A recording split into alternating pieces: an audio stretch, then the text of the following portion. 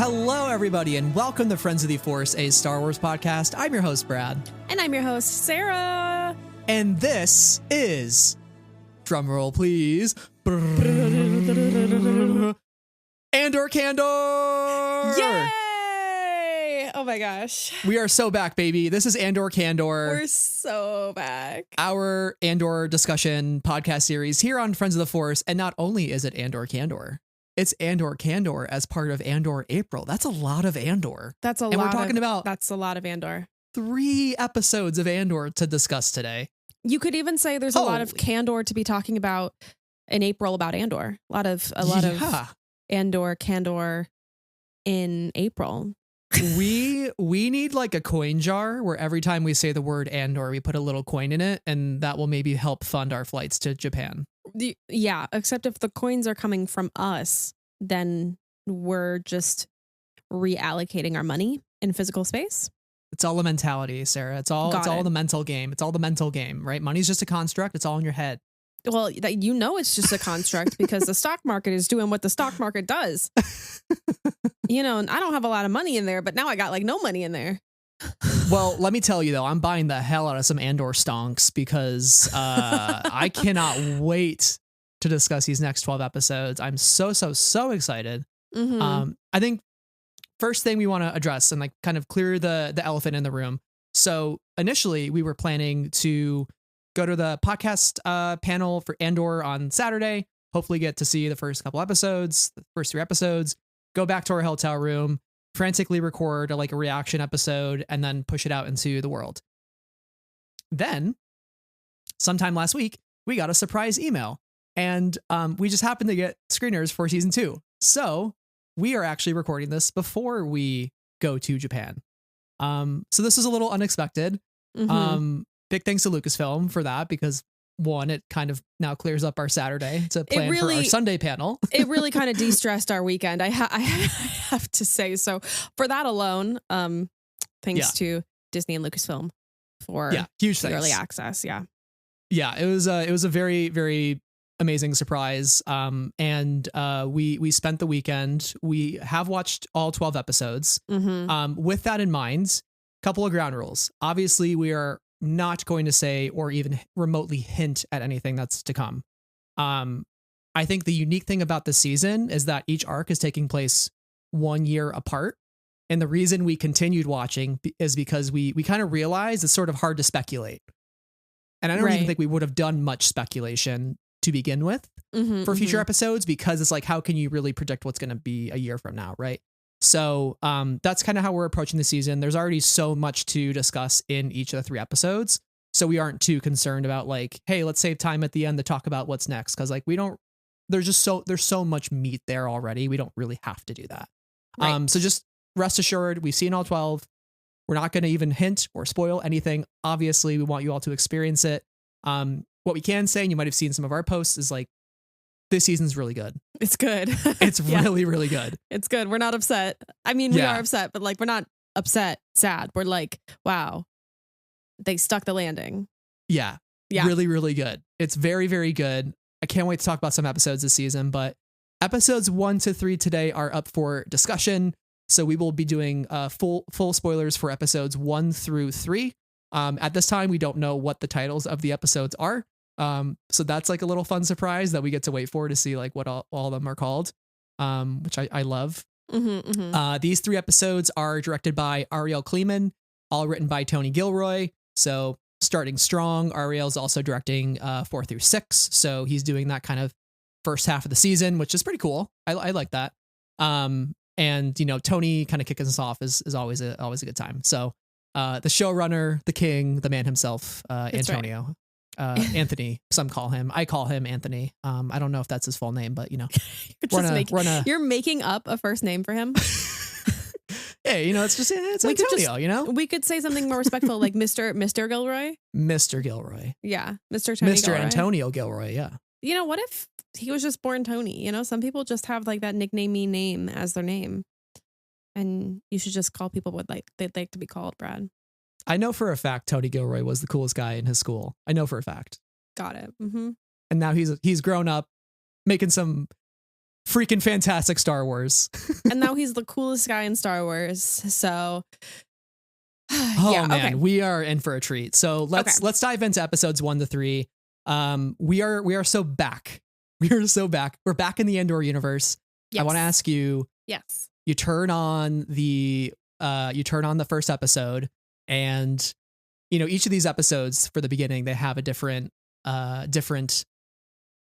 music intro, right? Like 2 and 3 have a very different music intro, but episode 1 just starts with the old classico, just like the traditional Andor theme. How did it feel when you saw that logo, you heard the music, and not only that, but you also got the freaking time grappler Ferrix Anvil gong? Dong, dong. Sensory overload for you, Sarah. You're a huge time grappler fan. I am maybe the time grappler's biggest fan. Just a delightful idea of the time grappler. So to have kind of that through line here, I really liked.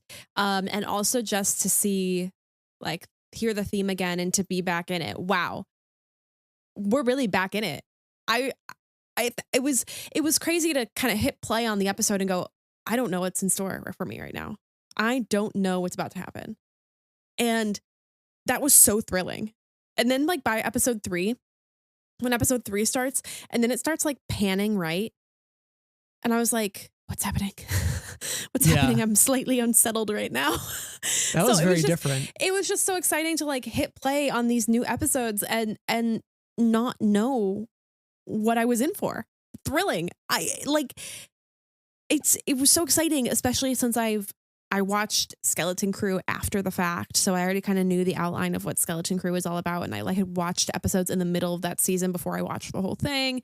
And I wasn't too interested in Ahsoka or Mando. I was, of course, very interested in the Acolyte, though.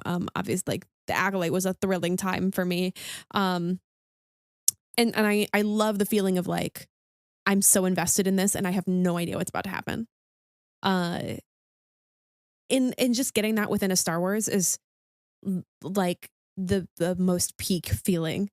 It's like when you sit down in the theater and you had no idea what was going to happen in Rogue One or Last Jedi or Tross, except for me, because I happened to read all those leaks that I didn't believe and then they started to come true. Right, and then all of us saw the Rey and Ben Solo photo 4 months early on right, I don't know how that happened, but it really did. Yeah. But when you don't really know what's going to happen, and it's really exciting to just be along for the ride. It's so thrilling. Yeah, I think that was one of the things that made this season so enjoyable for me is I had zero expectations. Right. Nada. Obviously we knew some things from what Tony has been saying in interviews and what's to come, but I was just there for the ride. I really walked in. Yeah, getting to watch each of the 12 episodes too. We there's nobody else has seen them or talking about them at this time, right? So it was kind of nice to just form our own opinions of these first 3 episodes and not have all the noise and the discourse and just really sit with how we feel about the episodes. And that was pretty cool too. You don't really get to experience that with huge IPs often. At least we don't. Well, I just remember how the internet, it started out so good with Last Jedi, and then it slowly got weirder and weirder and weirder. And I was like, what's happened? What's happened? But I had formed my own opinion on Last Jedi in the couple hours, I guess, early on Friday or whenever I saw it, before everybody kind of started to see it that weekend. So yeah, it's kind of nice to just be I'm putting the phone away. I'm just going to dive into it now. And yeah, I also went into it with very little expectation. I was like, okay, we're getting Leda Wedding, we're getting Gorman Massacre, and we know where the series ends. And that's all I really know. Right. And so yeah, it was which made this beginning so weird, honestly, because I was like, okay, I immediately recognized Sinar. I don't know. I've read some ships, complete vehicle. I don't know what book I've read, but I was like, oh yeah, Sinar Janus fleet systems. That's right. And Brad was like, huh? And I was like, yeah. Are you not reading who's manufacturing these ships? Because for some reason that information was lodged in the back corner of my mind. Well, actually, also looking at Wikipedia, Sinar is in the Rebels episode, or one of the prelude shorts, Art Attack. Yeah. So there's some Rebels connections too. So I didn't know anything about Sinar, and you really pulled that one out of left field when we talked about the episode afterward. I was like, what? I was like, What do you yeah. mean? Do you not know? I was like, yeah. That's okay. So the background is so Sinar Fleet Systems. They're known for building TIE fighters, but they're also just generally like a ship manufacturer, and they become the Sinar Jamus Fleet Systems in the lead up to the First Order. It must have been, you know what I bet it was? It was like the Last Jedi Visual Dictionary. Actually, yeah, that's probably what it's from. They also worked during the Republic and I believe the Clone Wars era as well, and built ships in that era. And so I was like, oh, but this was like such an interesting and kind of weird start. I didn't know where I was being dropped into and tonally. And I think it was so interesting tonally, like over this episode, the whole tie situation, kind of the POV that we're sitting in, feels a little video gamey in some ways. Yeah. Especially considering like the only other ship moments we've got in this show were like, episode 11 on the Fondor. And that was like 4 minutes total with less minutes of ship action.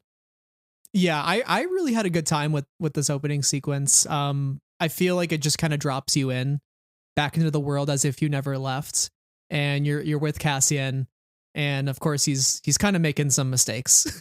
He's like having a little bit of a rough go with this TIE fighter.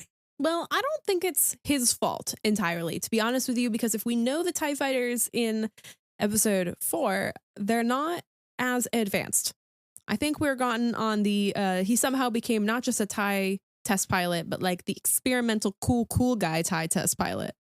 Mm-hmm. He's they're like, advanced now? Wait a second. Instead of they fly now, they're advanced now? They're advanced now, yeah. All the various, TIE prototypes. Yeah.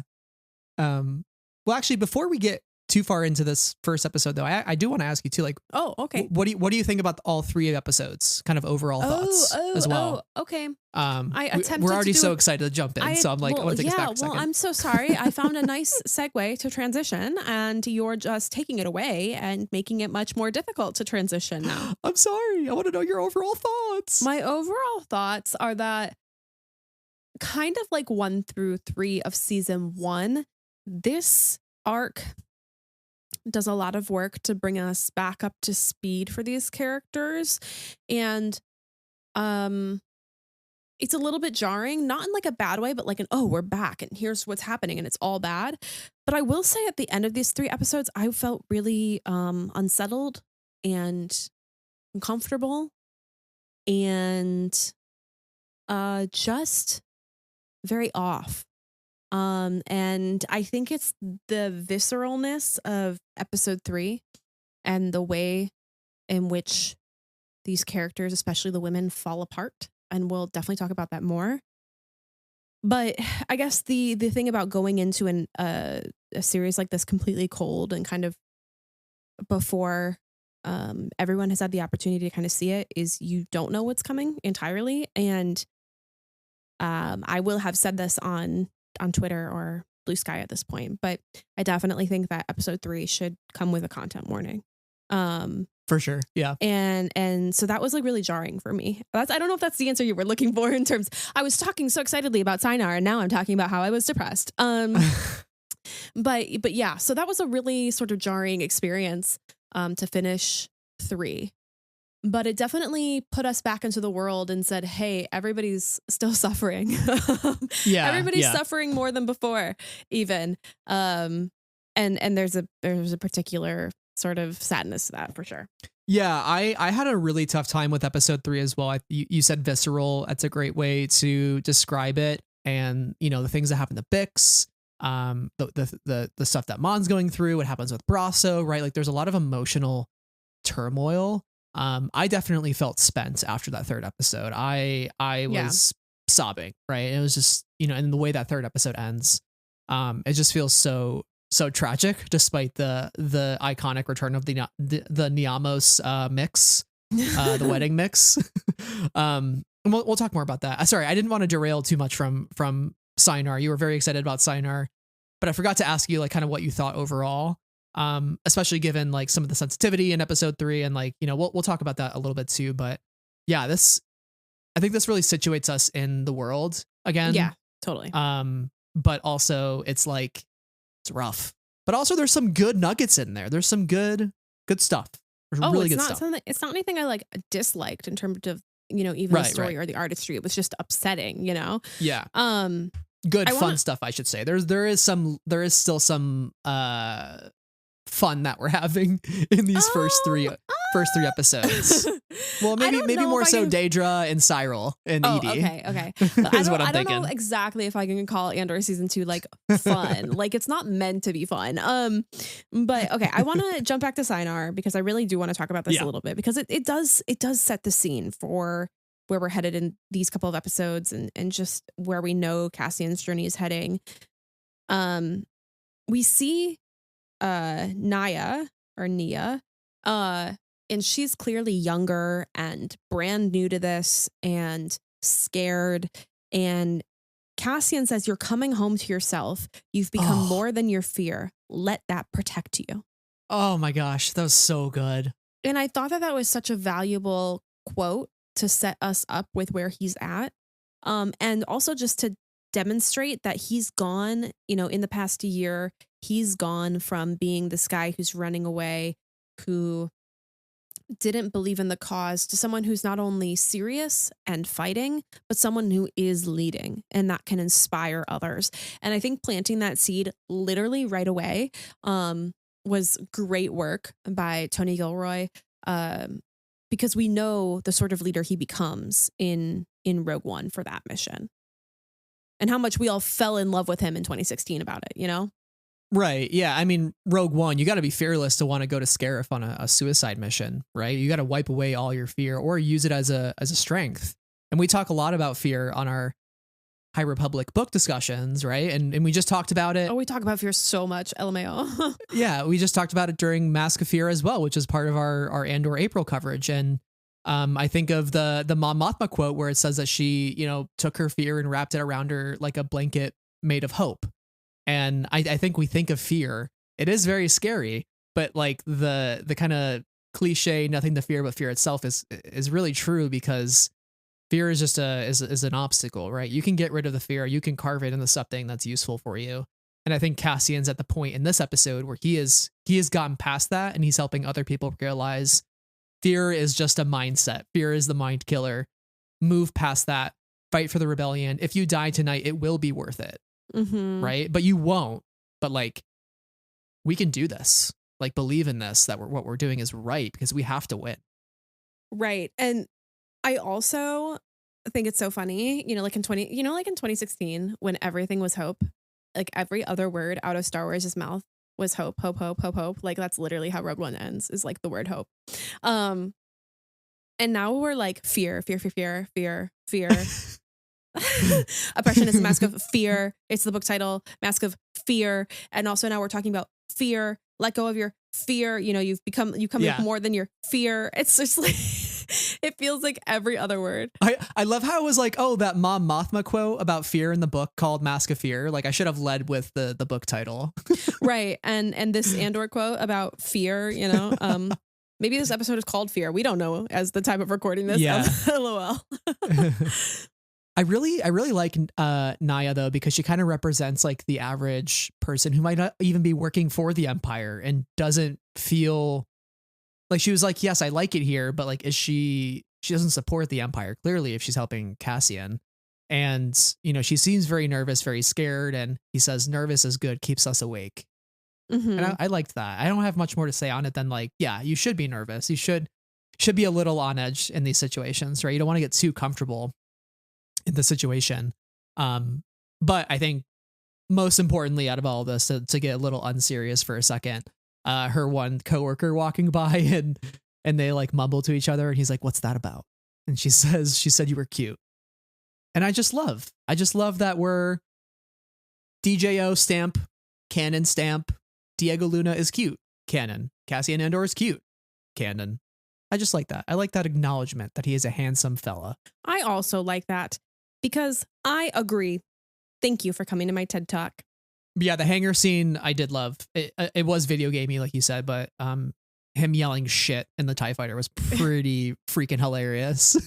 Yeah, it's funny because like I don't say video gamey as bad, like it because I watched it back and I was like, oh, this is just a lot more like capital S Star Warsy than a lot of this show kind of feels in terms of like the quintessential Star Wars things you expect, the pew pew pew ships fighting sort of thing.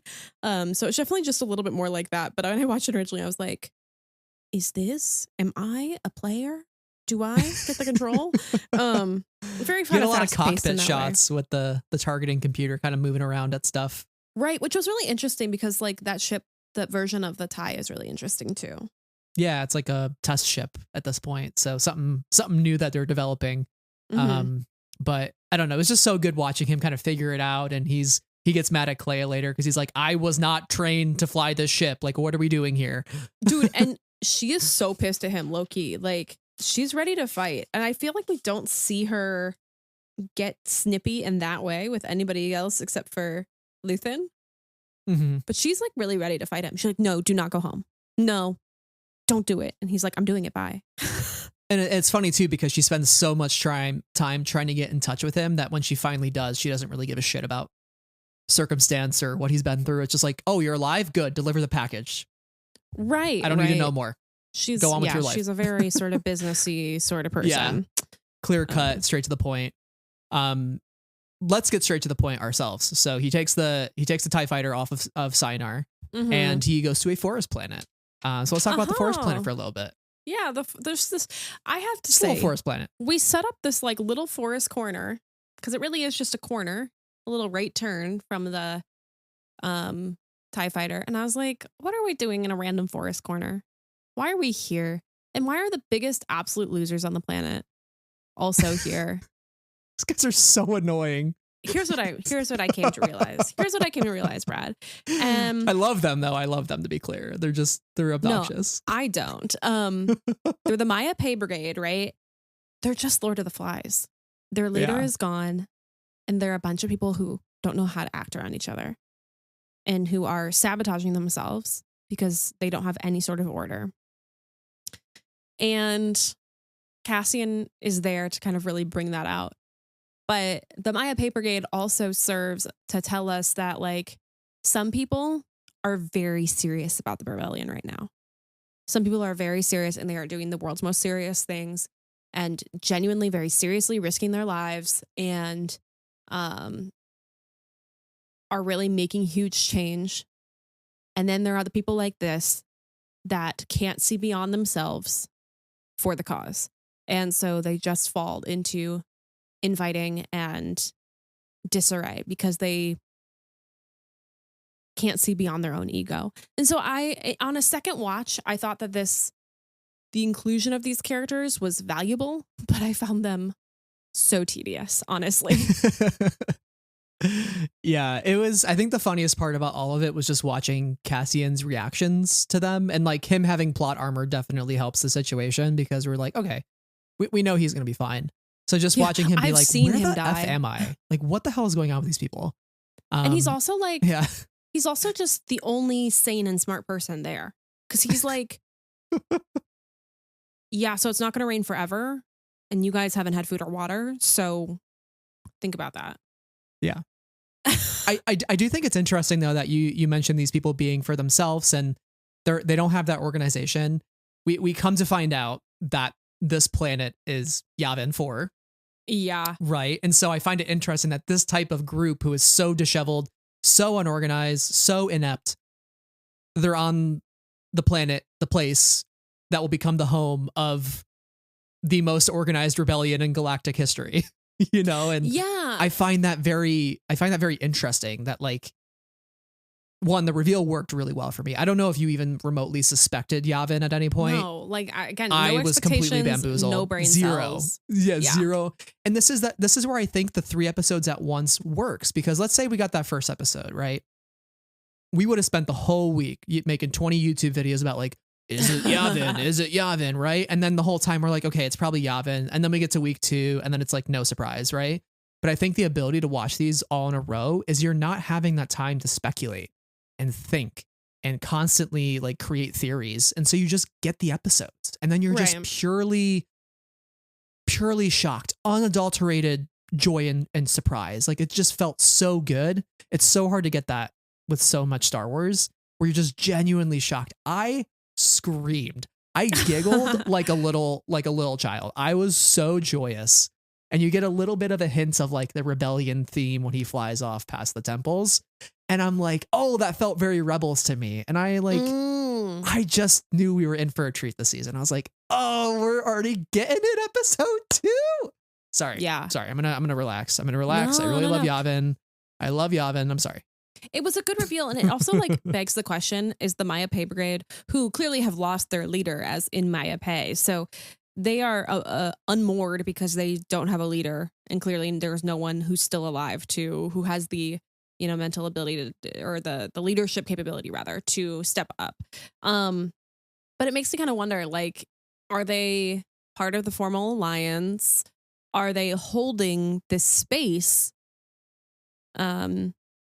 And do you really need your best and brightest to hold a particular space so that you can eventually go there and build a base? Do you know what I'm saying? Like, I would put my best and brightest, my top employee on a mission like Cassian is doing, rather than kind of keeping them in one place. So that's kind of also like had me thinking of like maybe somebody has sent them here to hold this space and to just hang out.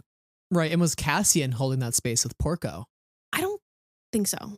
By the way, I love the Star Wars cinematic universe of people whose names start with pork.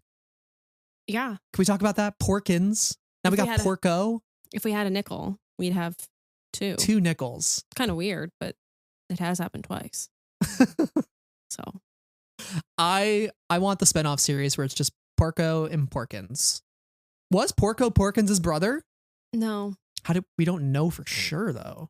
Like Porkins joins the rebellion. Yeah, but if that's their name, if those are their last names, really uncreative for the parents to be like Porco, Porkins, let's go. It's like the Bail Organa, Bail Antilles debate. Are they the same person? Are they not the same person? Are they related? Are they not related? They have the same first name and are not played by the same people, but we're both senators. Bail Antilles happened to give up his seat to Bail Organa. Very confusing situation. It really is. Very, very confusing. I would like to say something. Sure. And I want you to say yes or no. Okay. Is the monster the Reek? No. No. No, it looked less red. It looked more like it kind of had a single horn, like almost like a. But it does seem like it could be of the Reek family. Yeah. I would consider it like the same subspecies. I don't even know what all the biological. I sucked at biology in school. Class. I'm on Wikipedia right now, and they're powerful and territorial mammals. Now you know. They lived on grass plains and turfs and had powerful hind limbs for charging. They also had an overwhelming smell. Naturally herbivores, a starved Reek could become a ravenous meat eater and change its skin color to a deep red, while in other worlds they were sometimes brown, gray, or yellow. Wow, there's a lot of Reek lore. That's all canon. Who would have thunk? Also, I realized what I was thinking of. It's animal domain, kingdom, phylum, class, order, family, genus, species. That's what I was thinking of. So maybe somewhere, right? Like is the Reek the species and this is like maybe the genus? It's like one level up. Got it. That's how I'm interpreting biology correctly. Right. Again, I sucked. I'm not a science person. Neither am I. I'm an econ major. So I want to ask you something now since you asked me something. Okay. Roski rules ? Right now? Oh, right now for our the people can't see our Roski rules. Oh, we're going.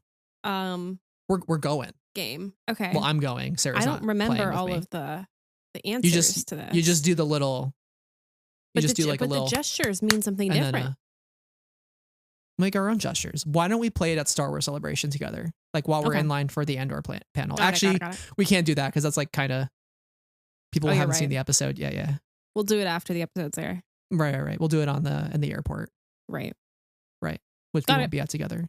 It's fine. That's okay. We'll do it on a future Zoom. So is that like Star Wars rock, paper, scissors, essentially? Is that what's happening? Yes, but it's funny because it was like given like the seriousness of a duel. Right. I think that was the funniest part of the episode for me because like Cassian's just leaving and these guys are just so dumb. They're dumb as rocks. And they're playing rock, paper, scissors. Yeah. Yeah. And they're like, okay.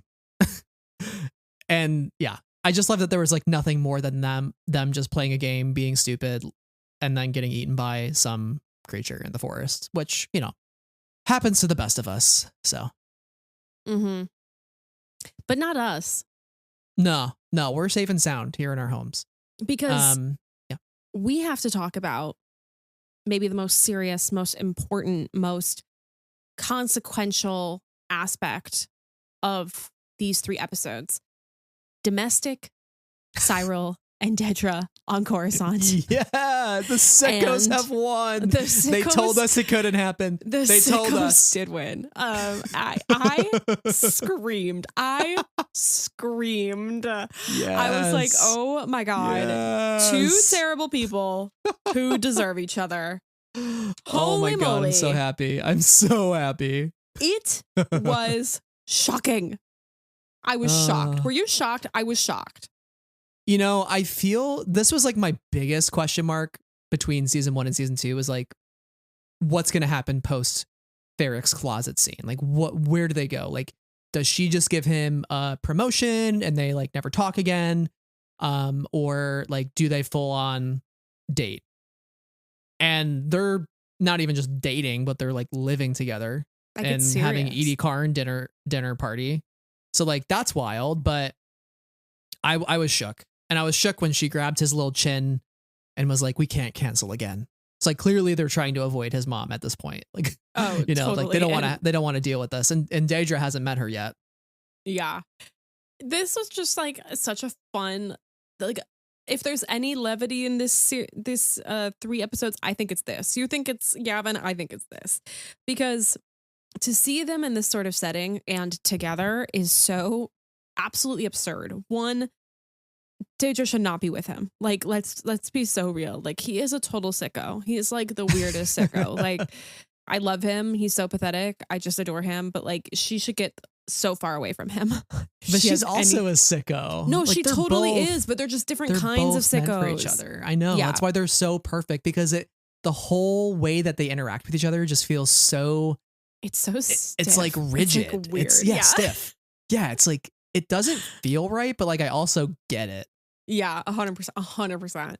And I just have so many like little things to say. Like, we see Dedra with her hair down, which is so odd. And then when she's like looking at the outfits like in the mirror in episode 3, and she just smiles really big, and I was like, what the fuck? Like, I cannot wait to add that to my meme collection. I'm so excited. It's so out of place, and just kind of like their energy is great, because Cyril is so Cyril, and he's so pathetic, and he's so OCD about things. He's really particular. And she is so commanding. She knows what she wants. She knows what's going on. And then when he walks away and literally flops on the bed, and she just like lays down the law with Edie. This is what you're getting. Actually, let me read this one line. Like, our amount of interaction with you will be, quote, inversely proportional to the amount of anxiety you bring to our lives. Oh, that was just like such a Dedra moment. I was like, oh, shit. Okay. I actually thought that was kind of that line specifically kind of a slay. Like, yeah, I just love the way that she can go from girlfriend to ISB agent in like the snap of a finger, and it was just so funny to watch her go into that mode with Edie. And Edie's like, shit, she plays around. Okay. Yeah. I respect it now. That was exactly what Edie probably wanted to hear. She wanted to know that her son is dating somebody with a spine, because he just can't keep his life together, right? Like, he went and played cop, as she said. Like, he played cop. She's and then he came so home, mean to Cyril. And he's like, I wasn't playing at anything. Which, by the way, Kyle Solar, this whole freaking 2 episodes is just so fucking funny. Like, he's just so good. I love when he's like, Kyle since Solar when do you drink spiked tea? Yeah. And like, then he's so good. When he's like, mother, you're dripping the fondue, and then teacher's like, it's fine. I also have to shout out to Edie in this scene. Like, my gosh, she just really brings all the energy. You love to hate her. You really do. But like seeing all three of them in the same room is just genuinely absurd. Right. It's great. I loved it. I loved it. And when I tell you I loved it, I mean, I was like up out of my seat yelling. I was like, this is ridiculous. This was like my Star Wars Super Bowl. You know? This was your Star Wars Super Bowl? Yeah, at least for the 2025 Super Bowl. Like, this was the moment. This was the long-awaited moment for the sickos. For the sickos specifically. Team Sicko won. The sicko Super Bowl. Oh my gosh. I love also when Daedra says, when I say the word plan, that makes it sound optional. Which it is. Right. Which I want to make very clear. It is not. Yeah. This game ends now. She's so here to lay down the law. And like the tension in that whole scene, the fact that they're all like equidistant from each other around this table, the way that the camera is just like centered on Edie and Daedra's faces in particular when it's on them, and you don't get a ton of the group shots. You're just going from one perspective to the other. It's so uncomfortable. It's so well shot and well put together. I'm just like, oh my God. Like, I'm sitting here and I hate it, but I love it. Catherine Hunter is a gift to the world. Oh, it's Can I just true. say that? Like, she's so perfect. There was a moment where she had me just on the floor when we find out Daedra was raised in an imperial kinderblock and her parents were arrested as criminals at age 3. And Catherine Hahn not only delivers this line, but she smacks her lips before delivering it. And she goes, well, nothing delicate about that. And Daedra responds, we had everything we needed. And then she smacks her lips again. She's like, except a mother's love. It's just like the double lip smack was just so perfectly, just no notes. This is why you have her. Yeah, that's like a crazy interaction, but also she's just so good. She's so perfect in this role. Oh and my God. Can we talk about the Daedra backstory really quick? Because yeah. So she's a product of thinking about how long it's been since the Empire began, right? Like, so she was born or like around the start of the Empire, and so when she was 3, her parents were arrested, so she became a ward of the state and was raised in an imperial kinderblock. So she became a child of propaganda specifically, and she was taken from her family who were arrested. They separated them and she never saw them again. They never saw their kid again. And like that, as funny as that like interaction is, and it's like really great. I also like listening to that. It's like, there's a lot because this goes back to the season 1, if you've done nothing wrong, what do you have to fear? Well, your definition of fear, it's like that sort of thing. Like, who knows if Daedra's parents actually did something, quote unquote bad. Maybe they just didn't like the Empire. Right. Were her parents the type of people that would have joined the rebellion is the question.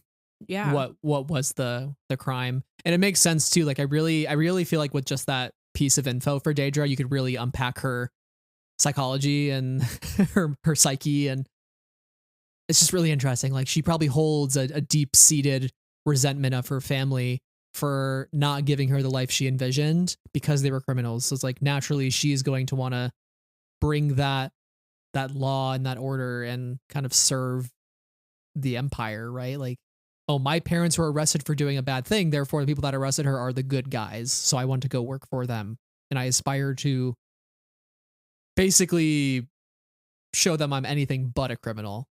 And maybe this is a good transition point for Daedra and her career, because let's pop over to the Malthine Divide, unless you have anything else to say on the dinner party. Nope, that's a good transition with to me, so let's go. Yeah, so Daedra, this whole scene really sets up Daedra getting to be in charge of the Gorman Initiative. Party Ass later tells her that it's like, you need to get over Axis, right? You built the legend and delivered nothing. Next time, catch them first, then make them famous, right? And so he's like, you have nothing to show for your work. this is going to look like a demotion, make the most of it, is my best advice. Yeah. There's a couple like really interesting things here because I think Krennic could very easily be like, we need a fall guy. We need a fall guy. Who's it gonna be? Dedra already kind of goofed up once, but like her heart was in the right place. Maybe we give her another go, but she's an easy one to discard at the end of the day. Right. And I think that's kind of maybe I can't tell if she, and maybe it's a little bit of both. Like I can't tell if she doesn't want it because maybe she knows where it's going to lead and she knows that it's ugly and maybe that's a step too far for her. Or if she doesn't want it because she knows she's going to be the fall guy if it goes wrong and it has every opportunity to go wrong. Or if she doesn't want it just because it feels like a demotion. Like I want to be a little fly on the wall in her brain. And it might be like a little bit of both or all of the above. I think she doesn't want it because she's still so fixated on Axis. Also, right? yes, Like Axis is kind of her life's work at this point, right? It's what kind of moved her upward.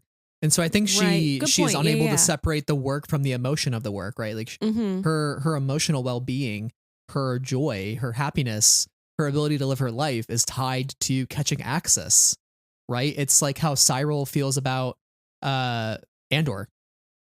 She's got a fixation on Axis, right? And so it's like, I want to focus on Axis. And Pargaz is like, that's over and done with. Well, you goofed. You goofed it up at Ferrix. Here you go. Don't goof this up, right? And then Pargaz says, Gorman is a gift. I was like, everything about this is ugly.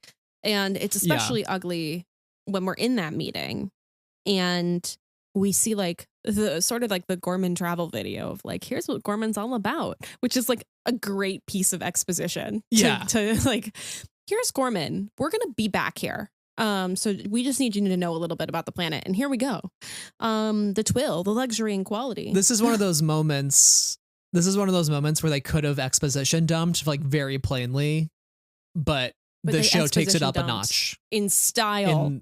In like a Epcot Disney World type video that's like, come to Gorman, like come to Epcot. We have so many things. Yeah. And talk about some of the Gorman facts that we learned, because this is a cool place. We learned so many Gorman facts. So like they have some political power, some there's some like sort of eliteness to them, but they have a luxury and quality twill empire business because the Gorlectopods or Gorman spiders, there are 40 million of them on Gorman and they create 60 million bolts of twill per season. The Gorman Valley Horn wakes up all the spiders so they can go, weave their webs, weave the twill here. And then there are 9 provinces, 800,000 sort of Gormans, and Palmo is the capital city. So that just gives us a lot of information about like where we're going with them, because we know that we're going to get this massacre. So we have to start to beyond just their humanness and caring about humans, period, but endear us to them so it will hurt more when they are slaughtered, kind of the story is setting that up, of the emotional weight of that. And it's clear that these are hardworking people and beings who have a specialized business, and it's something they take a lot of pride in. Totally, yeah. Pride's the right word. I think what I appreciate about this first arc, knowing the Gorman massacre is coming again, that's just from interviews and with Tony and him like being like, that's a big part of season 2, right? And I love the world building that they're doing for Gorman. So it's not just like, yeah, it happened, whatever. It's like, no, we're really going to make you feel invested in this place. And from this first episode, you're feeling like this isn't right. You're watching this video and you're hearing these, what do they call them? The guys from the Ministry of Enlightenment. They're basically like marketing strategists for genocides. Like, how do we market a genocide in like a good way? Like, maybe we can, do this, we can make them seem like that. And then it'll, pull this story in. And it's like so freaking gross. It's so disgusting that this is like a business for them, right? We're talking 800,000 Gormans potentially. So, the whole scene is unnerving. I did want to mention, did you mention 40 billion Gorlectopods, by the way? Was it billion or million? 40 billion Oh, I wrote million. Gorlectopods with a B. Oh, my bad. I love Gorman. I love Gorman. I will never be visiting there. Right. I will never be visiting. I couldn't. Yeah, no, I that's not happening. Yeah, and it's interesting too because like they're there because there is calcite, this mineral that they have to extract, that they've already promised the Empire that they're going to deliver this mineral to coat the reactor lenses in 3 years. So we know that like that's what we're counting down, 3 years. Right. And functionally, like they know they're gonna have to strip mine this planet and displace everybody somehow, some way. And yeah, it's just like a really uncomfortable, awful, terrible situation. Yeah, it may render the planet unstable because of gouge mining, stress on the planet's core. And I think we saw something like this in Catalyst as well. I think there was a planet in Catalyst that kind of went through a similar situation. And we're seeing this all across the galaxy, right? Like the Empire's got to build the Death Star somehow. And we don't say the words Death Star here, but like with Krennic being here, the talk of the what is it called? The like energy program, energy initiative, being the centerpiece of the Emperor's agenda, access to stable, unlimited power will transform the galactic economy and solidify imperial authority. So like we are masking the Death Star as this energy independence, energy initiative. So that's something like going back to Mask of Fear, you know, we don't know the Death Star.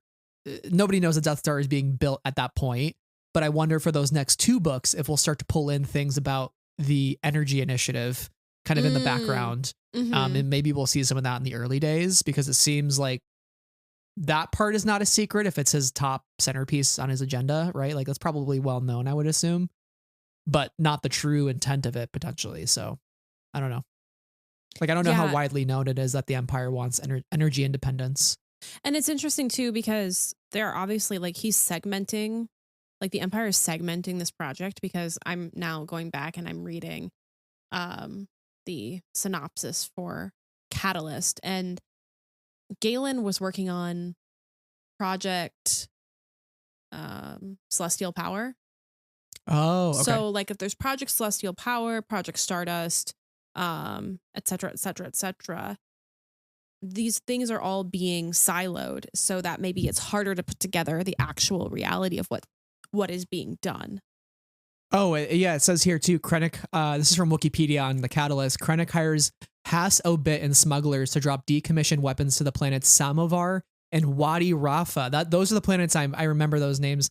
The weapon drops are a ruse for the Empire to enter on the pretext of suspected anarchist activity. Once the weapons are found, the Empire uses the circumstances to set up occupying forces on the planet, taking over mining corporations on those worlds.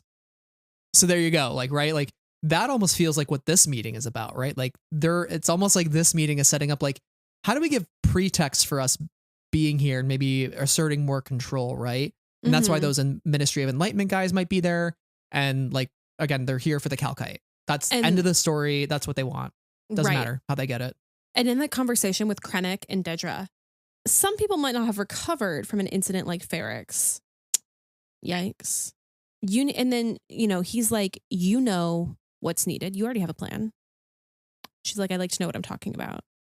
And she's like, but tell me your plan. You already got one. And she's like, well, okay. You need a radical insurgency you can count on. You need Gorman rebels you can depend on to do the wrong thing. Director. And so she's in at that point, she's like gonna do the same thing here as in Catalyst. She's going to set up a situation in which she knows somebody will cause a little bit of trouble that will give her the opening to blame it on them and do something worse. Yeah, she's really banking on the Gormans to give them an excuse to do something pretty drastic. So that whole conversation just felt like really like icky. Well, yes. And you can already see the seeds of that happening. So, which by the way, can we just mention real quick? Again, we've mentioned him a couple times. Krennic, Ben Mendelsohn being back. This is the thing I love about the show is like they don't have this like grand dramatic entrance where they like pan the camera up and it's his face and it's like, oh my god, point at screen, like like soy face in the YouTube thumbnail, like oh my god, none of that. It's just like here he is. This is it. Credit. And oh my You know, gosh. and they did that with season 1 too with like Melshi. They just drop him in. They just drop Saw in season 1. There's like no grand entrances in the show. It's just like, here you go. The joy. These are the people. I have to tell you, the joy, the thrill I felt when seeing him and being like, oh, we're in for some real shit now. Like, this is ridiculous. Yeah, I was immediately like, let's go. It made me feel 2016 all over again. The Rogue One era, and I'm sure this is something we'll talk about more we get into the show, but the fact that this kind of era and all of these interconnected Rogue One stories have taken up 10 years of our life at this point, and it really feels like Andor season 2 is kind of a send off to that, because we don't know like what future stories that we're going to get. Like, are we going to get any other connected tie-in shows like Andor to Rogue One, or are we going to get like other things during this time period? We know we're getting 2 more books, but like, it's a really special time period. And so if you had told me 10 years ago, like we get a show with Ben Mendelsohn, Genevieve O'Reilly, like Forrest Whitaker, Diego Luna, right? Like, I wouldn't have believed you. And here we are. And it's just so cool. Just to get a little sappy and emo for a second there, but oh gosh, it's so good. It's so good. But yeah.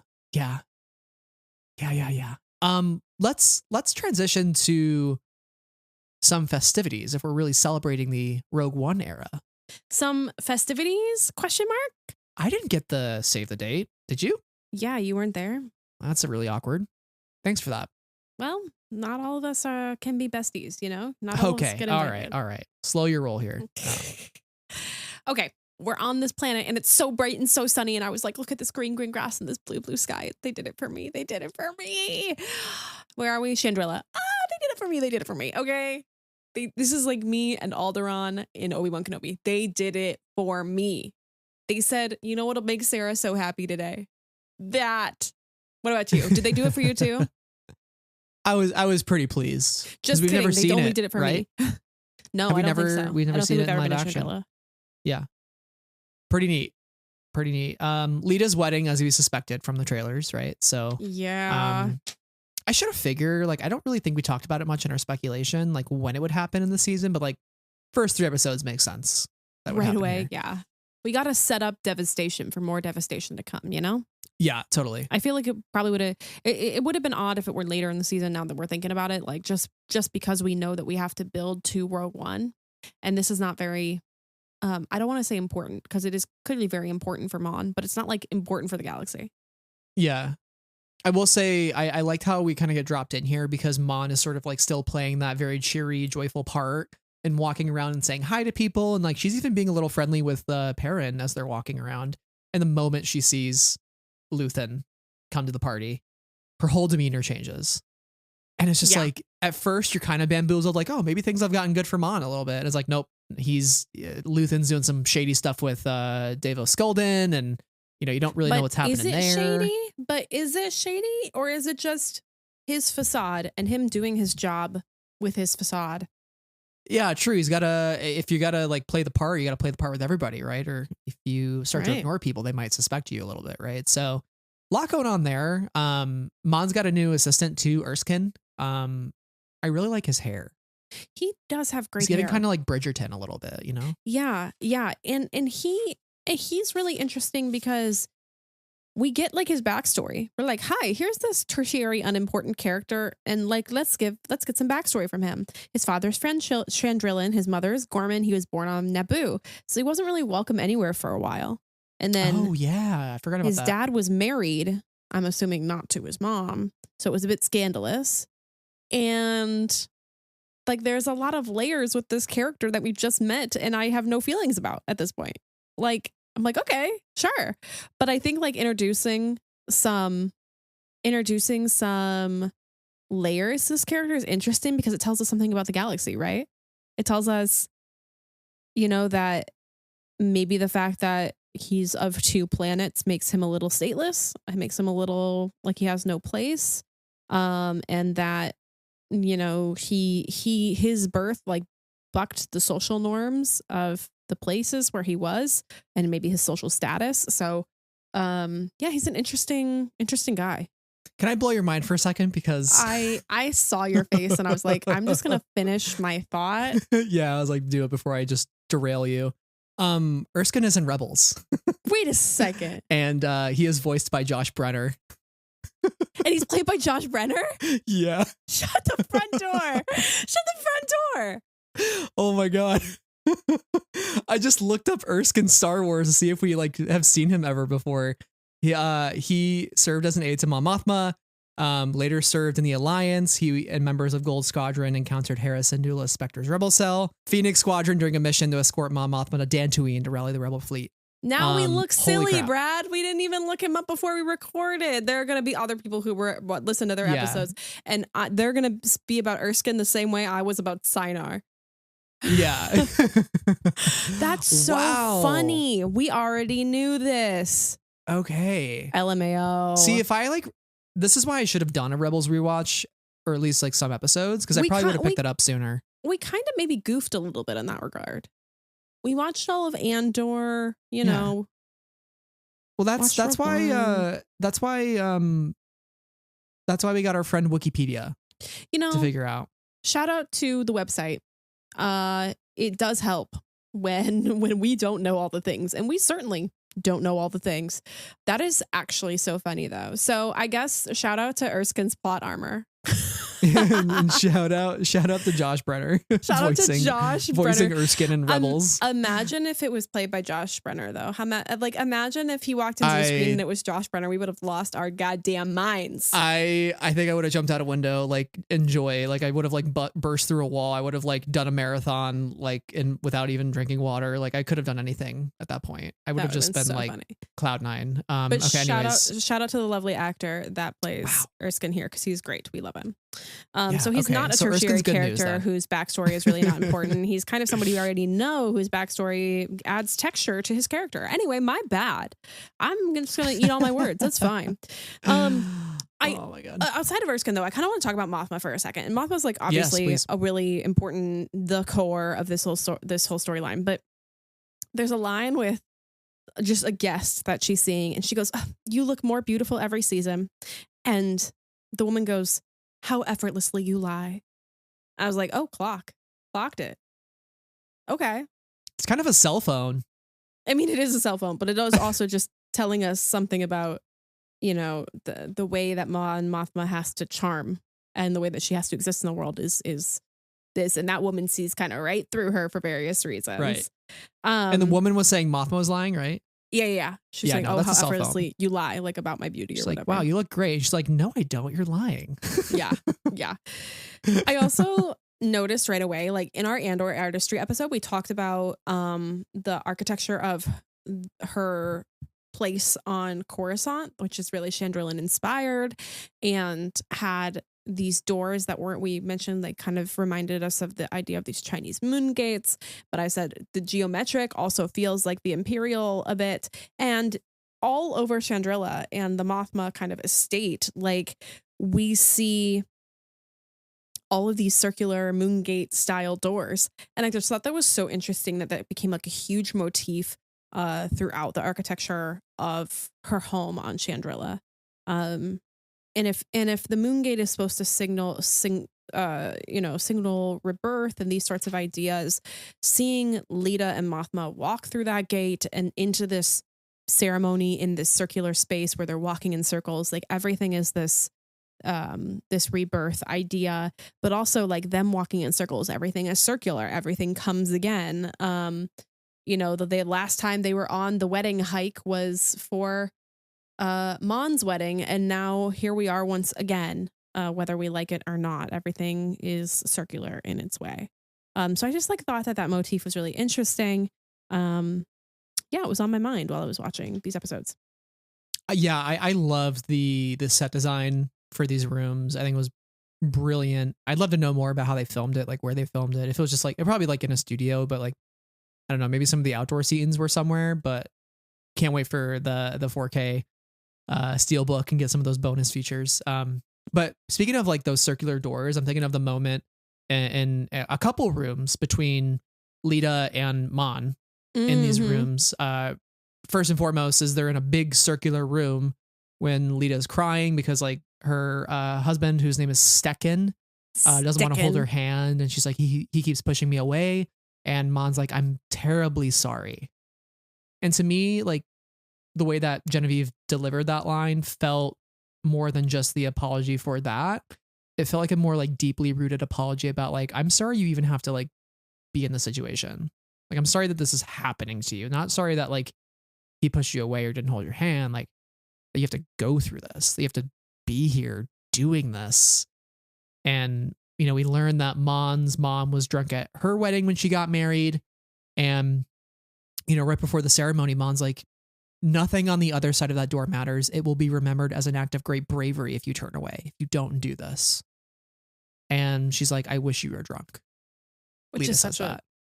what a thing to say, you know? Yeah. And Genevieve turns away, and Genevieve deserves a freaking Emmy for just the scene alone. Like, goddamn, like this, the way the tear works start, and you really feel the sense of her shaking and being a little riled up about what was just said to her.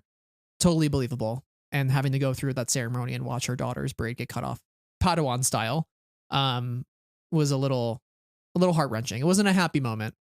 Yeah, you can tell that like Mon is attempting to like make a plea about the situation, but not tip her hand too much, in the sense of like, I'm miserable, or this isn't the life I wanted, because that would mean to some degree that she would be admitting to Leta that like she feels some regret for having Leta, or, you know, being Leta's mom with Paranus the father. Like, and so there's a lot of pain in that I think that she's trying to, a line that she's trying to straddle in how she talks to her and how she kind of expresses her displeasure for what she's going through. And yeah, I agree with you that sorry that happened is like a deeply felt thing of like, you should be able to find the person that you love. You shouldn't have to be with this guy because of this tradition. Like, you deserve better, but you're choosing this. And how do I support you in that?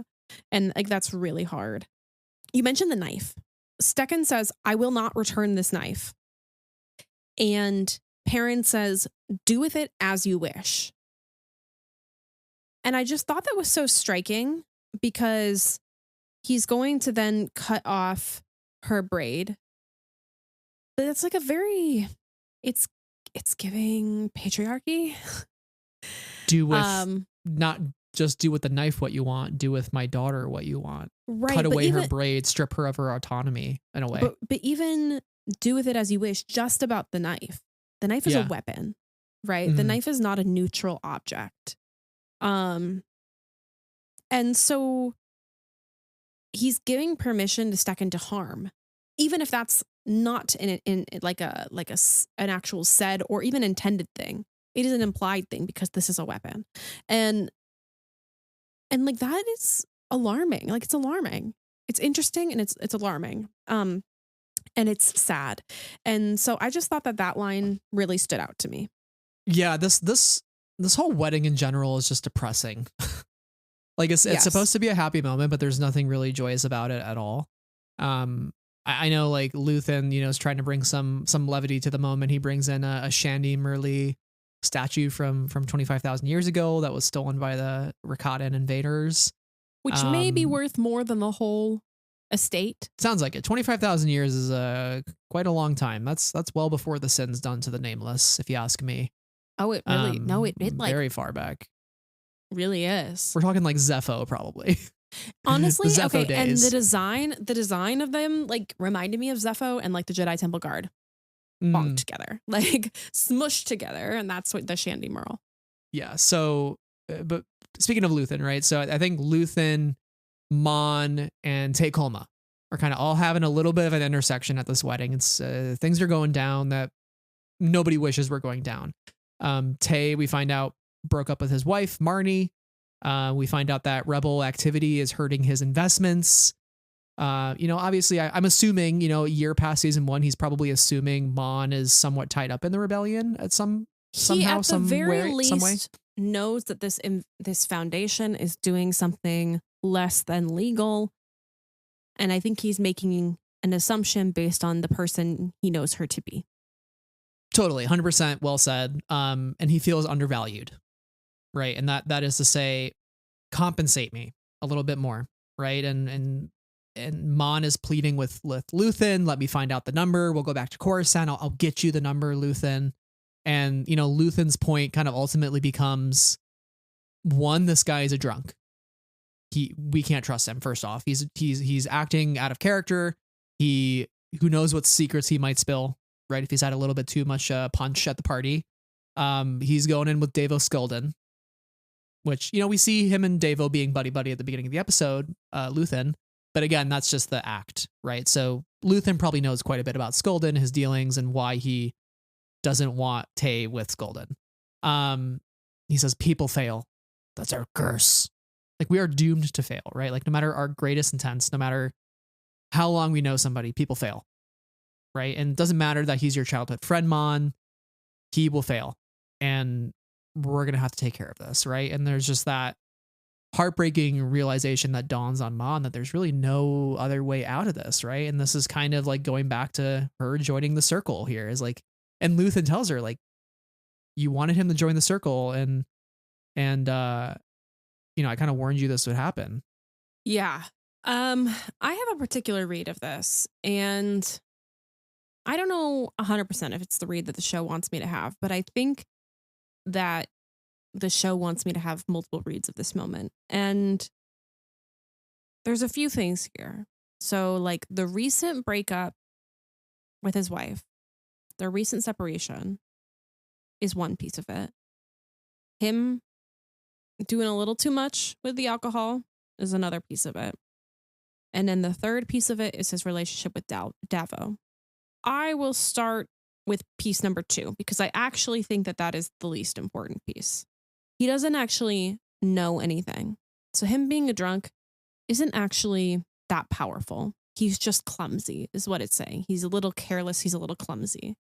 He just might draw too much attention in right. certain moments, maybe. Yeah. That's a good point. The third part of it, him hanging out with Davo, to me, on a second watch, he says, every time I'm with him, Davo, I'm reminded of how timid I've become. Do you know what it's giving? It's giving manosphere. Right. It's giving manosphere. I was more or less fine with who I am until I found somebody a man who is manlier than me, that makes me feel emasculated. And now he's telling me that I'm down on my luck, and he's so successful. So I feel like I'm not successful enough in comparison to him. And so I have to be more like him, sort of a thing. That's a fair assessment, actually. The third part of this, which is half of why I think that episode 3 should come with a content warning, because I think that, like, episode 3 deals so heavily in gendered violence, is that I think that he is not only asking her for money and saying, you can I would feel better about my investment if I had some return. That return is money, and it is also potentially romantic and sexual favors, because he is now newly single. They have had a very warm relationship throughout their lives. They're childhood friends. Maybe they could have been more. I mean, when we're talking about season 1, they seemed very friendly with each other. And even Perrin says, is take home not your lover? That's your boyfriend, And she's like, what are you talking about? And so I think the betrayal hits Mon viscerally on multiple levels, because she says, why didn't you tell me about this earlier? But she, I think she feels betrayed, not only because he wants some return on the financial investment, but he's also feeling that he's entitled to more from her. And seeing the way that she reacted to him was so devastating and not uncommon. And, like, the betrayal, I don't think that, like, she has a lot of people she can trust in general, but I think she could let her guard down a little bit with him. But I think the gendered aspect of this being a man who's betraying her in this way is loud.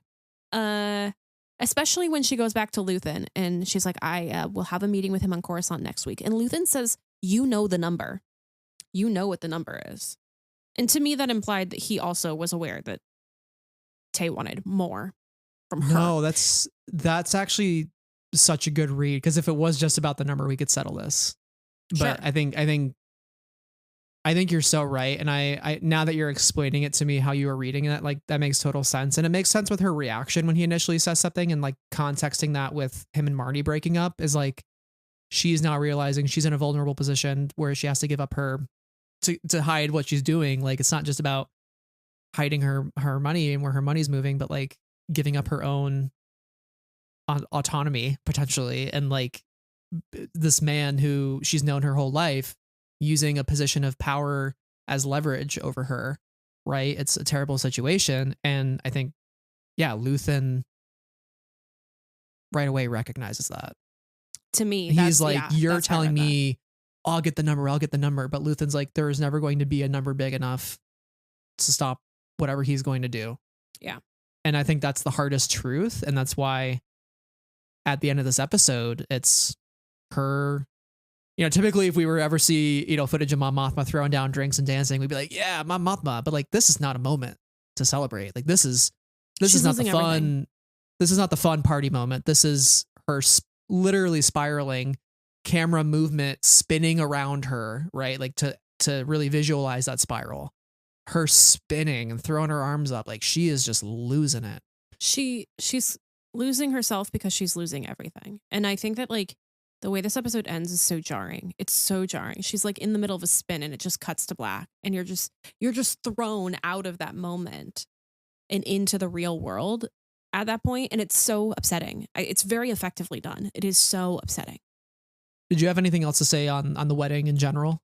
I do. It goes alongside the attendee saying how effortlessly you lie. There's a comment to Luthen that says, "Oh, you're terrible at keeping secrets," and Luthen goes, "I've been practicing." And I just love that, like, it throws us right back into this world, and we're immediately confronted with like the dual lives that these people live. I thought that was cleverly done. Yeah, there was also another moment where somebody was telling him something, and he's like, "Oh, you're all getting assigned from steer guard. Where are you going?" Oh yeah, yeah.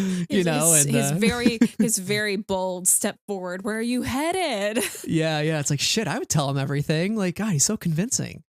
Yeah. But maybe to spin things in a little more positive direction before we get less positive again because of the violence of what happens on Mina Rao. But I want to talk about the reception really quick, and you know, Perrin's and the Nymos club, the Nymos wedding mix. Nymos club mix. Yeah. Those are the two things. Towards. Yeah.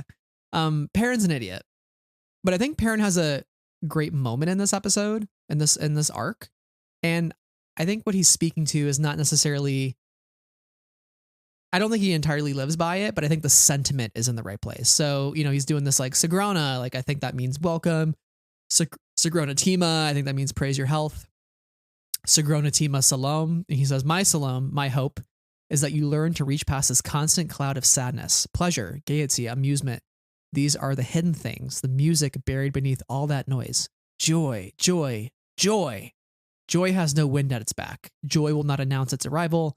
You need to listen to it and be mindful of how fleeting and delicate it can be. Search out these treasures.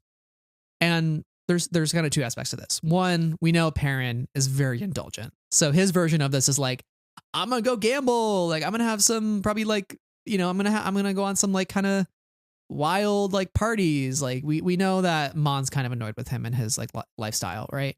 So there's that aspect to it, but I think again, like the core message of what he's saying was actually like kind of touching in a way, especially like that constant cloud of sadness that we are all feeling nowadays. Like that's just hanging over us and has been for the last 4 or 5 months.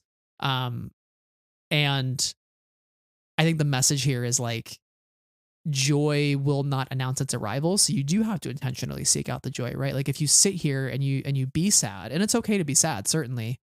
But like to always be sad is not healthy. Like you have to, as much terrible things that we're facing, like you have to try to find joy when you can, because those moments of joy are reminders of like what it means to be human and what it means to feel. Mm-hmm. And terrible things will happen in the world, and there are things that we need to fight for and stand up for, but we also have to have those moments where we can take like a second from the fight and just have a moment of joy, because the one thing people can't take from us is joy, and I will not allow anybody to take my joy. So I don't know. I just thought it was like really, parent had a moment. It's also like, I think it's a little bittersweet because it's saying like, hey, I know this will not be full of love necessarily, but there are ways that you can find a moment in this that makes it livable for you. Yeah. Yeah. And so there's this line they're treading about what they know is coming for them, yet being reverential of the tradition. It's very interesting. And it also feels like he's kind of talking to Mon too, because I remember in the first season he's like, "Why are you always so sad and boring?" You know? Oh yeah. And so here I almost feel like he's telling his daughter this about like how marriage might feel sometimes, but he's speaking from his experience and speaking directly to Mon to say like, "Can you find some joy? Like you've been very sad this whole time." Right. And there's a lot of credibility to why she's feeling that way, right? So there's so many layers to this speech and this toast, but I think in the context of our own lives, like I walked away from it being like, yes, joy. That's our motto here. We find joy. We're not going to love everything in Star Wars. So rather than sit in a cloud of sadness about the things we don't like here and there, let's just seek out the things that we find joy in. And Andor is one of them. Sometimes you got to sit in your cloud of sadness for a couple minutes though. Yeah, true. It's a balancing act, right? It's a balancing act. And one thing I do find joy in is getting another banger, Niamos. That's mix. right. I love that Andor has just given us this like little glup shitto song. And I love it. Few things bring you more joy than random Andor music comebacks. Does that bring us to our kind of final, impactful, important location? Yes, it does. And some of our favorites. Some of our faves don't make it out. R.I.P. Let's take a moment. R.I.P. Brasso. Brasso. No, you have to understand my devastation. I was like, you mean we've just experienced all this with the women and you're going to kill off one of my favorite men too? Do you hate me? Oh my God. When Tony Gilroy went to Chandrilla and he said, this one's for Sarah. And he's like, I'm taking Sarah, everything Sarah's ever loved. The worst part about it is leaving B2, you know? Well, they leave because they all leave B2. They leave B2, but also the devastation of that moment. Well, maybe we work our way back just a little bit. Yeah. But like the devastation of that moment is the fact that they know that they have to leave Brasso there. And like, especially considering the send-off that Marva got in season 1 and how reverently they treated her passing, and how much of it was a community effort for the people of Ferrix, only for another one of their pillars, another one of their leaders. And I think maybe the most trusted friend of anybody there, you know, he's certainly the most trusted friend of Cassian and Bix, to die and them not to be able to send him off and them not be able to give him the goodbye that he deserves, I think is extra painful for them. Yeah, totally. And I think too, like just talking about the way of life that they've had here. Let's talk about that for a minute too. And that's what makes it devastating, because we see seeds of the life that they are living, right? We see Will is in love with Bila. You know, Bix is kind of teasing him. She's like, Will was just telling me how thirsty you are. How thirsty he was. I was like, yeah, he is. Look at him. He's grown up now. He's thirsty. He's got a girlfriend, you know? So, you know, it's cool seeing Will kind of come into his own. You know, Bix working on the farm and she's doing like more mechanical stuff, right? So she's still using a lot of those skills from Ferrix and those are translating over. But it was interesting that they call themselves Toolies. Yeah, I kind of thought that was an interesting word as well. I tagged that as well. And Bix says like, you know, hey, there's all kinds of people here with shares and visas. The Empire is coming to do a supply census. They're going around to all the different quadrants and like towns, sections, whatever, and doing a census, seeing who has visas, seeing who doesn't, right? This is hitting a little hard right now, right? As we're living in a time where ICE is just deporting anybody and everybody, regardless of their status. and deporting them to a prison in El Salvador without any due process, right? It's horrible. It's horrible, horrible, horrible. So seeing this and hearing them talk about like, we're here illegally, like the Empire's coming for us, right? Like that was hitting a little hard. And I don't know if I have much other thoughts on that, but if you watch the show and you can't make the connection to what's happening in real life, like I don't know what to tell people, like people are like, wow, that's so horrible, the Empire's doing that, but like I support the US government and what they're doing. It's like I don't know that cognitive dissonance that you might feel, how you reconcile those two things, that because they're literally the same, right? So if this ain't proof that we're living under the Empire at the moment, then I don't know what is. So that's my little side tangent for today. I guess this is the moment where we can bring Kroll into the conversation. And this is where the conversation gets really frustrating for me. So forgive me. Kroll is the lieutenant who assaults Bix, and he comes on to her not once but twice. And he's kind of, when in their initial interacting, he's fishing and he's knowing, and he knows his power over her. And he says, we freeze the zone, or this is a paraphrase, we freeze the zone to stop things from getting away while we're counting, which feels like a pretty dehumanizing thing to say. And then later in episode 3, he explicitly says, I knew you were illegal. I knew you are illegal. And then he propositions her like, I'm always looking for ways to relax. And maybe you could help me out with that. So it's not only upsetting just the situation in general, that the Empire is there doing this audit, that like, did they really need to do it at all? But it's also upsetting knowing that this officer, this person in power, is taking advantage of that power to attempt to get sexual favors from Bix. And the only power that she has is going to ruin her position in that area, right? Because the only power she has is her, forgive me for lack of a better phrase, but her manpower and like her body in order to ward him off. It's really interesting because the way that Kroll sets it up is like, it all just comes down to me. The Empire says we got to count this, and the I forget all the specific text of this. He's like, the Empire says we got to count this, and I know that a lot of people here don't have visas. The math is not adding up, and it's tough because they need the help, but we've got rules to follow, and it all comes down to me. And he's using that to say, and I have your fate in my hands. And obviously what's so incredibly upsetting and visceral and very close to home, right, is that men abuse their power like this all the time in various ways, from various positions of power. I don't think that I need to go into the details of those things in our real world.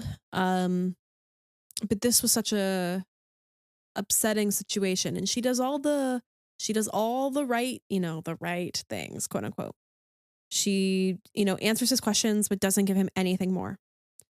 She says, my husband wouldn't like that. Well, the classic, well, I have a boyfriend, I'm so sorry. Does that stop? Does that stop people? No. She does that. She tries to just play it as cool as possible, not give him any additional information.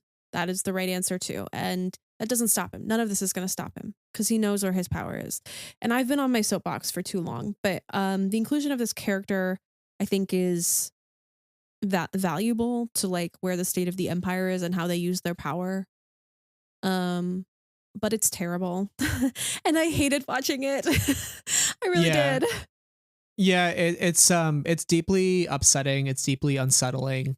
Her using a word that we haven't heard in Star Wars, right? So like that whole situation, I hope that the conversation around it is respectful and like the fandom conversation, and I wonder how that's going to pan out in a couple of weeks. Mm-hmm. And I think it's also like not only Kroll, but like adding Dr. Gorst into the situation too, because Bix starts off this arc with nightmares of Dr. Gorst entering their home and grabbing her leg, right? So she's very haunted by these men in positions of power in her life and the violence that they have perpetrated against her. And while I appreciate the show isn't glossing over like the trauma of Dr. Gorst, right? Like, right. I appreciate that we're not just saying like those things happened, they don't matter, Bix is fine now, we move on, right? That's not the human experience. And so I think the show is like the most real experience for Bix by still having those memories like that. Like who would go through that and not remember it, right? But at the same time, it is deeply upsetting. And then to add Kroll to that on top of it is just like going back to that violence of this third episode. It's really hard to watch. Like somebody give her a fucking break. I'm serious. Like let her have a fucking spa day. Like, and then Brasso dies and then she has to go. And just like the devastation on her face. It's so upsetting. I will say I'm glad when Cassian came in with his TIE fighter, he just started blowing shit up. It made me happy. Thank God. It made me very happy. Yeah, and shout out to Kroll. He's dead. He deserved. Thank you. Eat shit, you loser.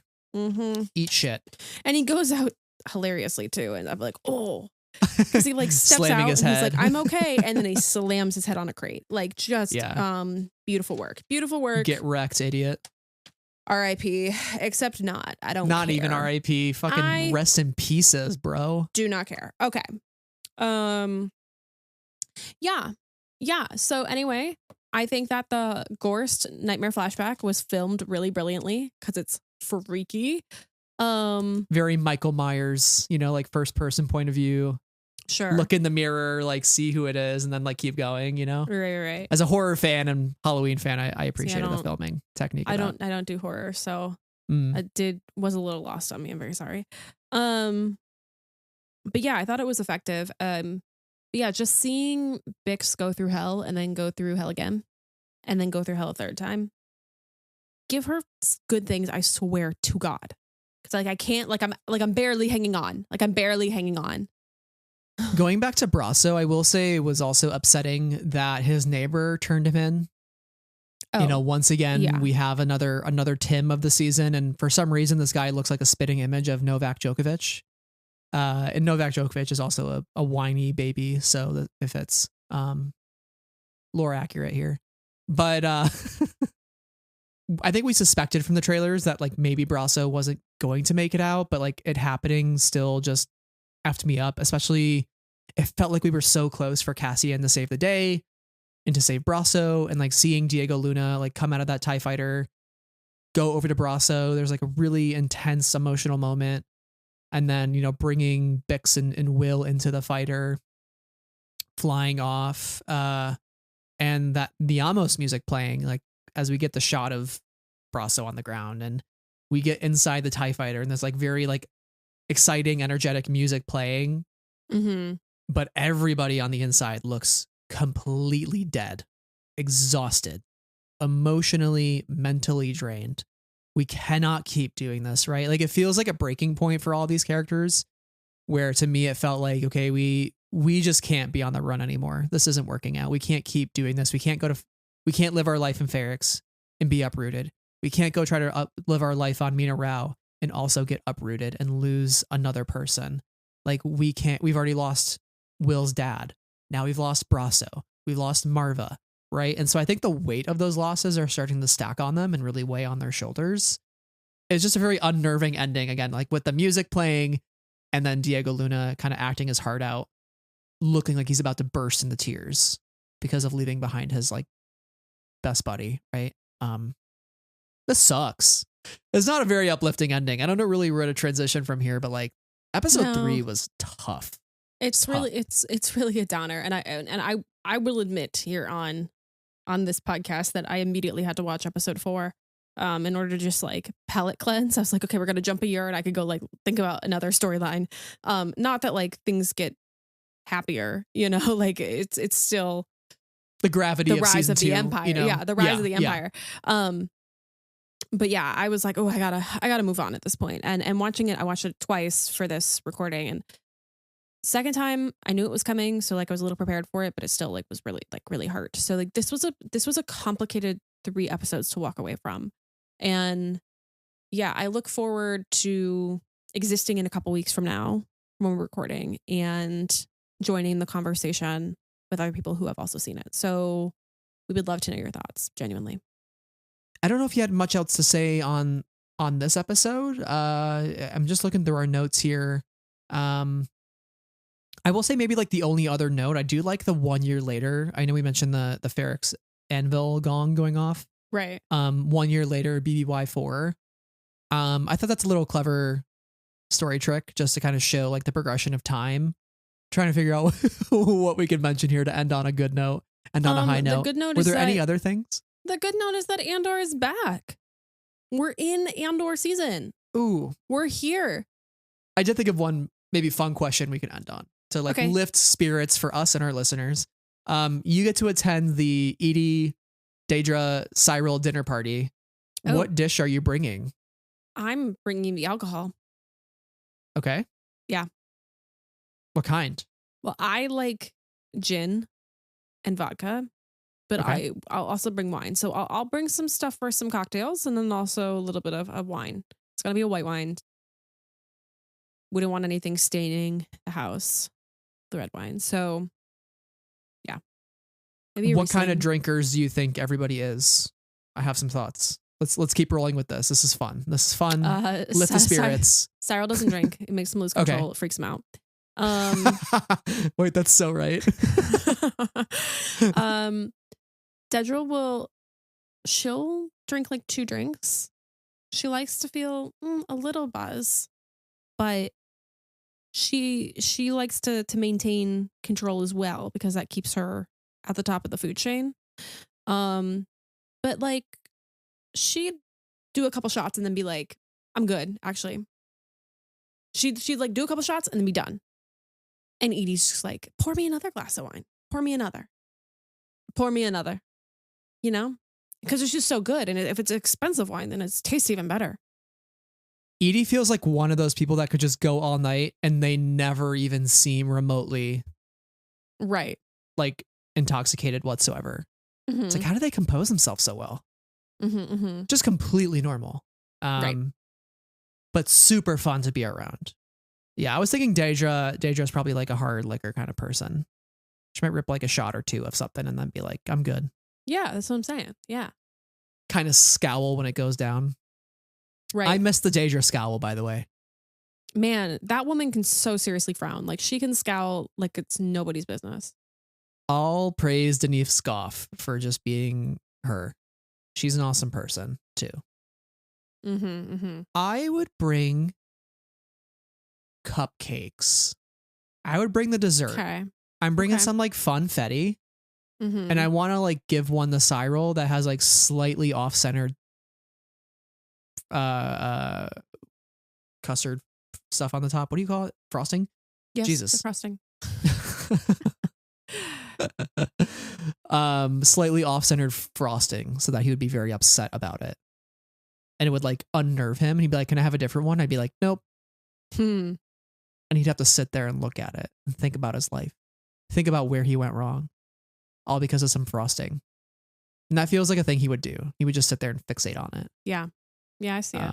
And then Daedra could choose any cupcake she wants. Same with Edie. That's right. The women deserve it all. And you all make all the other ones perfect. Low-key. Yeah. Just give him like the black sheep of the cupcakes. Well, Sarah, I think that brings us to the end of our episode here. Listener, tell us what you would bring if you're listening. I think you could do comments or replies on Spotify if you're listening there, or tag us on socials. Like, what would you bring to the Edie, Cyril, Daedra dinner party? Tell us, because then we can make sure we don't bring the same thing, and then we all have different types of dishes that we can. Having a lot of plates of cupcakes would be embarrassing, you know. Yeah, we don't want that. But like nobody brought a veggie. Yeah, we gotta have. Cyril seems like he'd be the type of guy that's like, I don't eat veggies. And he's like, 35. Right. But we eat veggies, so you should bring the veggies. This is officially our last episode of Andor April because it is May. It will be May in a couple of days here, but not when we're recording, but at the time this comes out, like a week and a half, right? Week and a half or so. So we're so excited. We'll be continuing our Andor coverage into May through May 13th with the series finale. We will then, repivot back into some other things for May, which is exciting. So stay tuned. We have a lot coming up. You're not going to want to miss it. Again, we love Andor. If you enjoyed this episode of Andor Candor, follow us on all of our socials. Get the future, weekly deep dives. Again, we really love this season and we can't wait to talk more with you guys about what's coming up. So stay tuned. You don't want to miss it. Blue Sky, Instagram, YouTube, you name it. Find us anywhere of your choosing. We also have a Patreon where we did do our Andor again, which was our season 1 recap episodes.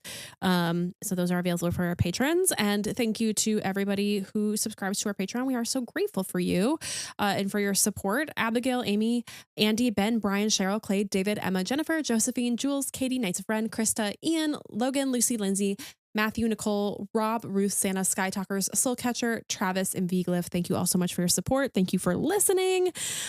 Anybody who's listening, anybody who's already enjoying Andor, let's go. We've got 3 more weeks to love, 3 more weeks of episodes of Star Wars movie length, excellent television.